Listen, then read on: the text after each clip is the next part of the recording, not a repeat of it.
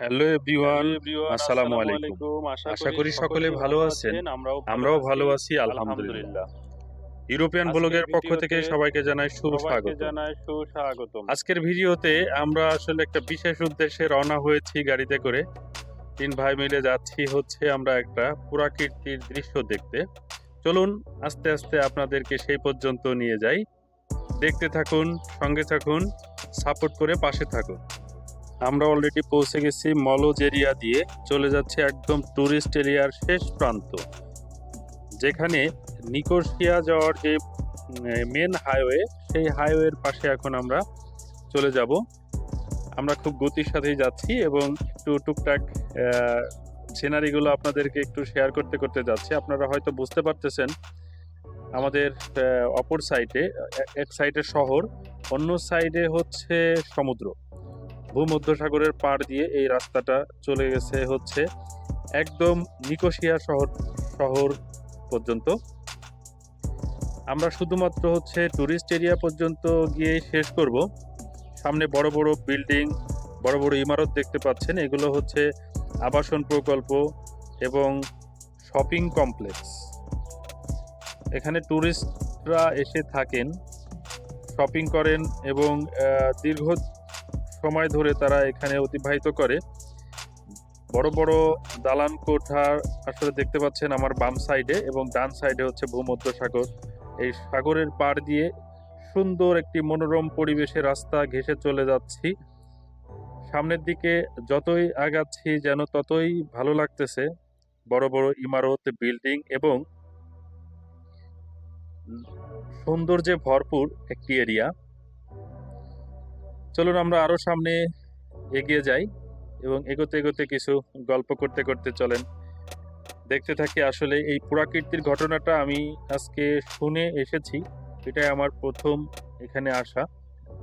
পুরাকীর্তি বলতে হচ্ছে যে প্রত্নতন্ত্র, যেটাকে বলা হয় প্রত্নতাত্ত্বিক যে ব্যাপারগুলো রয়ে গেছে, সেটাই আসলে আমরা এখানে দেখতে চলে আসলাম। এটা আমাদের বাংলাদেশে যেরকম আমরা মহাস্থানগড় গিয়েছি, মহাস্থানগড়ের মতো একটা দৃশ্য। আমি এখনো পৌঁছাই নাই, অবশ্য দেখার পরে বুঝাইতে পারবো যে আসলে বিষয়টা কি ছিল, কি বৃত্তান্ত।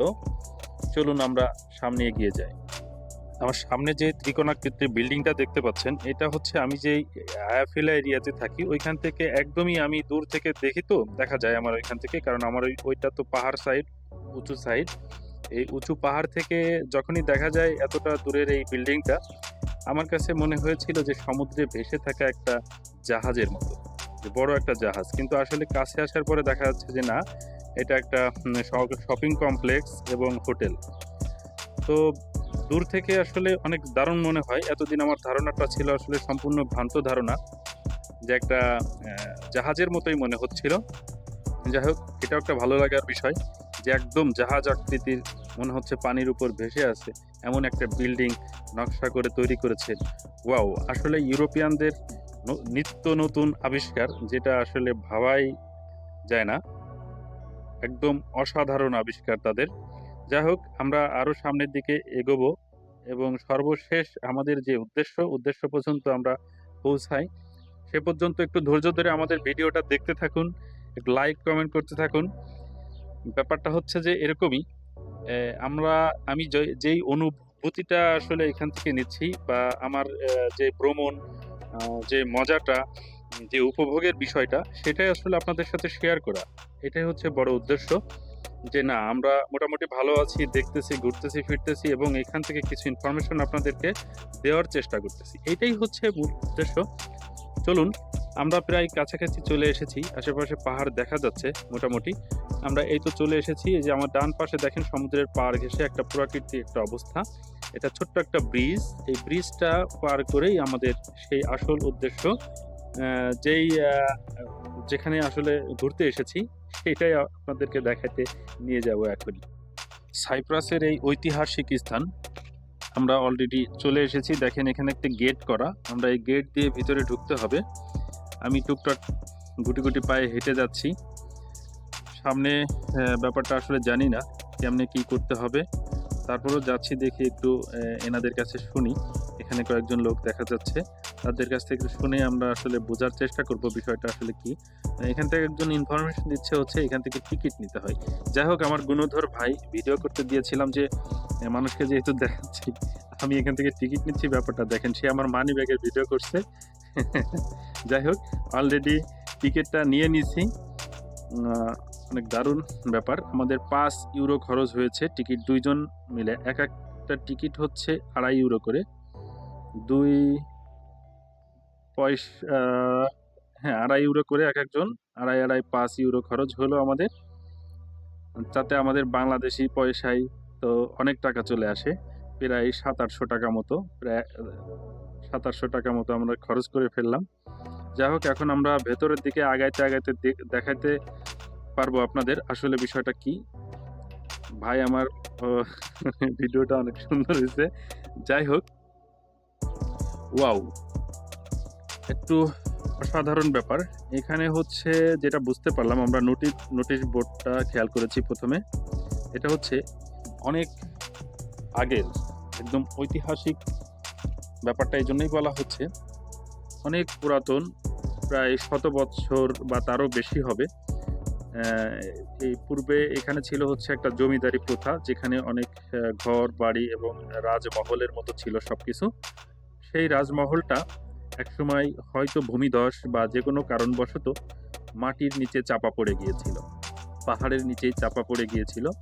পরবর্তীতে এই পাহাড় খনন করে এখানে বড় ধরনের ইমারত বা শহর তৈরি করার ক্ষেত্রে যখন পাহাড় কাটা হয়েছিল, তখন থেকে দেখা যাচ্ছিল যে পাহাড়ের তলেও আর একটা দুনিয়া রয়ে গেছে।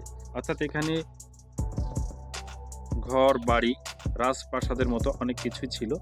তখন প্রত্নতান্ত্রিকগণ এখানে খনন করে আস্তে আস্তে এই ঘর বাড়ির প্লার এবং তৈজসপত্র যা কিছু আছে নিদর্শনটাকে উপরে বের করেছে। এখনো খনন কাজ শেষ হয় নাই, চারিপাশে খনন চলতেছে। তো যাই হোক, এইটাই ভালো লাগার বিষয় যে একটা ঐতিহাসিক একটা ব্যাপার ছিল। হয়তো কখনো হয়তো প্রাকৃতিক দুর্যোগ হোক বা যে কোনো কারণবশত এটা মাটির নিচে চাপা পড়ে গিয়েছিল। তবে রাজপ্রাসাদ যে ছিল এটা বোঝা যাচ্ছে, বিশাল এরিয়া।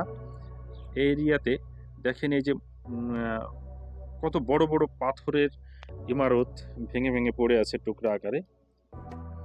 দেখেন আমার সামনে 2টা লোহার একদম পাইপ, এই প্লার, এত কঠিন প্লার যে শিলা দিয়ে তৈরি, শিলা এবং লোহার সংমিশ্রণে সম্ভবত, আমার কাছে যেটা মনে হয়েছে যে শত শত বছরের মাটির তলে থেকেও একদম অক্ষত নতুনের মতো।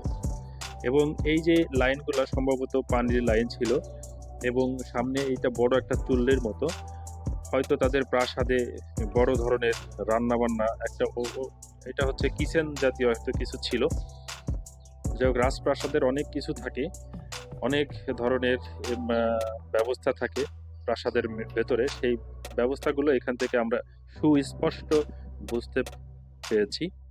প্রতিদিন এখানে অনেক দর্শনার্থী আসে দেখার জন্য, এবং এটা উপলব্ধি করে এখানে বসে তারা সময় কাটায়, এবং তারা আসলে ঐতিহাসিক ব্যাপারটা বুঝতে আসে, ইতিহাসটাকে দেখতে আসে যে আসলে কেমন ছিল ব্যাপারটা।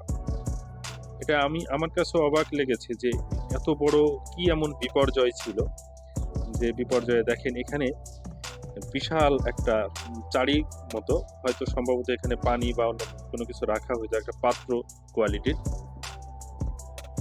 তো বিশেষ করে হচ্ছে যে এমন কি বিপর্যয় ঘটেছিল যে বিপর্যয়ের কারণে এটা মাটির নিচে চাপা পড়ে গিয়েছিল। শত শত বছর পূর্বের ইতিহাস এই পাহাড়ের নিচেই বন্দী ছিল।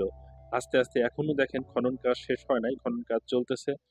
খনন যতই করা হচ্ছে ততই বড় বড় প্লার, বড় বড় ঘরের যে আকৃতিগুলো এবং বিভিন্ন তৈজসপত্র এখান থেকে বের হচ্ছে।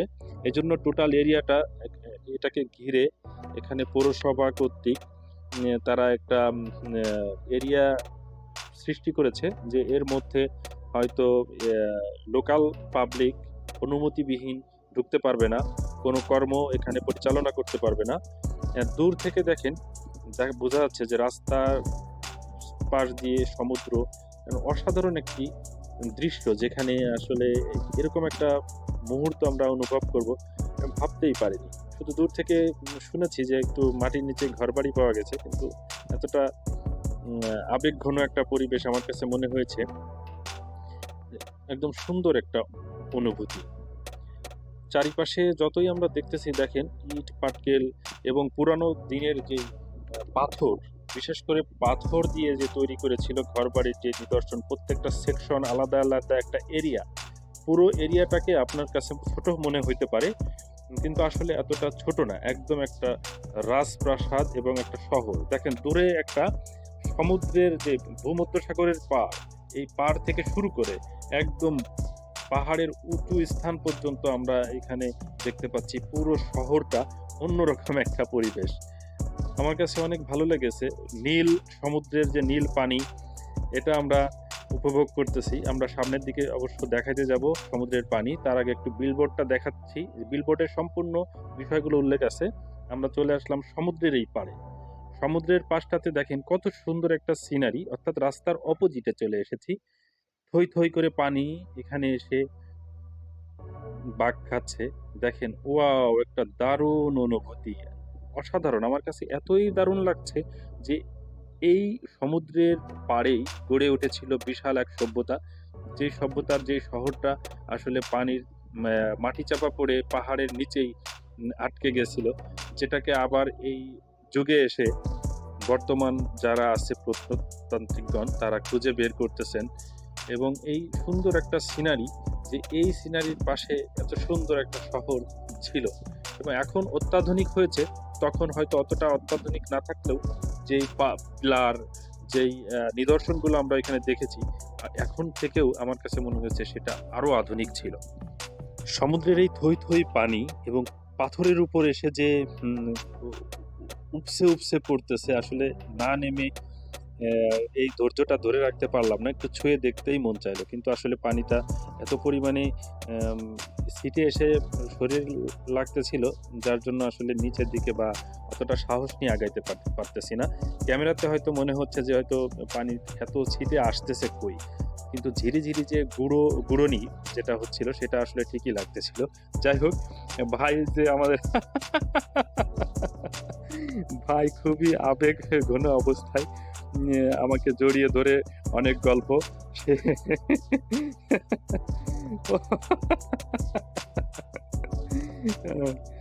খুবই একটু ইন্টারেস্টিং ব্যাপার ছিল। যাই হোক, আপনাদেরকে একটু দেখাতে পেরে আমার অনেক ভালো লেগেছে যে আমরা কম বেশি যেখানেই যাচ্ছি, যেদিকেই তাকাচ্ছি অনেক সৌন্দর্যে ভরপুর একটা দুনিয়াতে আমরা এসে পৌঁছেছি। দেখেন নীল আকাশ, নীল সমুদ্র, যেন সবকিছুই নীল, নীলে নীলে নীলাঞ্জনা। ওয়াও! একটা দারুণ এবং প্রকৃতির ব্যাপারটা দেখাইতে পেরে আমি আসলেই গর্বিত। অনেক ভালো লেগেছে আমার।